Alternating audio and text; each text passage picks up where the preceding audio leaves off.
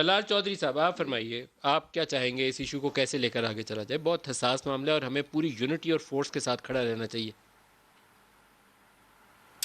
बहुत शुक्रिया मलिक साहब, आपने इंट्रो में बहुत सारी चीज़ें जो हैं जो कि कौमी मुफाद के हवाले से ज़रूरी हैं उस पर बड़ा ज़ोर दिया। और आप पहले भी, सबसे पहले मेरा ख्याल है कि ये जो बेसिस का मामला था, अड्डों का मामला था, ये हाईलाइट आप अपने टॉक शोज़ में करते रहे हैं।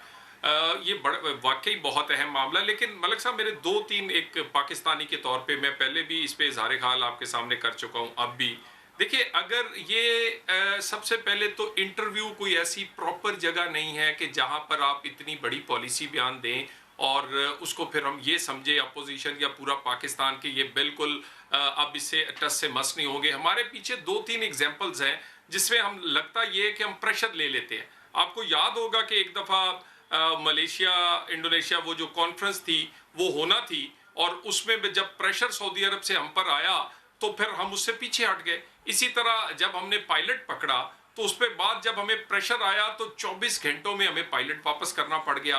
सो प्रेशर लेके पॉलिसीज को हम दोबारा यू टर्न या बदलने की पीछे तारीख है। ये बहुत अहम मामला है। इसमें सबसे पहले तो पार्लियामेंट में अंदर आके आगाह करना चाहिए कि ये इन पर प्रेशर कौन कौन से हैं। उसके बाद सारी जो लीडरशिप है वो सिर्फ ये नहीं कहती कि आप इंटरव्यू या तकरीर में कह दें, बल्कि लीडरशिप ये कहती है कि आप सारे लोगों को इकट्ठा लेके कौमी मुफाद के पीछे खड़े करें, और सारे लोग खड़ा होंगे। मैं आपको इसकी एग्जांपल दे देता हूं। हमारे बड़े इख्तलाफात थे पीटीआई से, और दूसरे उस वक्त धरना चल रहा था। दहशतगर्दी की जंग इसलिए कामयाब हुई, कराची का अमन इसलिए आया कि हमने तमाम सियासी जमातों को जिनसे हमारा इख्तलाफ भी था एक टेबल पे बिठाया। हमने एपीसीज बुलाई, प्राइम मिनिस्टर हाउस में होस्ट की, हमने अपने गिले शिकवे सियासी बुलाए, लेकिन कौमी मुफाद में खड़े हुए। फिर आया यमन का मामला। यमन के मामले में पार्लियामेंट ने जो रोल प्ले किया, जो पार्लियामेंट से आवाज उठती है वो दुनिया उसको सीरियस लेती है। किसी एक इंटरव्यू से क्या उठने अगर वाली पीटीआई आवाज इस को मसले शायद इस को कदर सीरियस ना पार्लियामेंट में लिया जा। लेकर आती है तलाल चौधरी साहब, प्राइम मिनिस्टर इसके ऊपर policy statement floor of the house देते हैं, तो यूनानिमसली आप सपोर्ट करेंगे, इसको वेलकम करेंगे इस स्टेटमेंट को? देखिए, ये सबसे पहला मामला तो ये है कि पार्लियामेंट में लेकर आए, बहुत अच्छी बात है, बिल्कुल इसको मैं एंडोर्स करता हूं, ये पहला होना चाहिए। उसके बाद डिटेल्स पार्लियामेंट के सामने रखें, तमाम पार्लिमानी जमातों को इन कैमरा या जिस तरह भी ये चाहें उनको इजहार ख्याल का अपना ये मौका आपको दें। पब्लिक स्टेटमेंट आपको है ना याद प्राइम होगा मिनिस्टर कि की?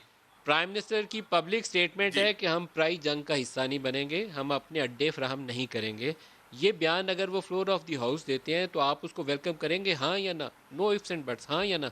नहीं, देख, मैं वही कह रहा हूं, पार्लियामेंट में लेकर आए, ये कौमी मुफाद का मामला है और हमने इसको आप यमन की सपोर्ट जंग में करेंगे? करके दिखाया है। कौमी, आप मैं सपोर्ट तो वही करेंगे कह रहा तलाल हूं, हम चौधरी तो साहब, आपकी जमात बिल्कुल वेलकम बिल्कुल करेगी इसको? बिल्कुल बिल्कुल, मैं तो कह रहा हूं, हम तो बेताब, मैं तो पहले भी कह चुका हूं, लाएं ताकि हम इस पे पूरा पीछे खड़ा हो कौमी मुफाद के।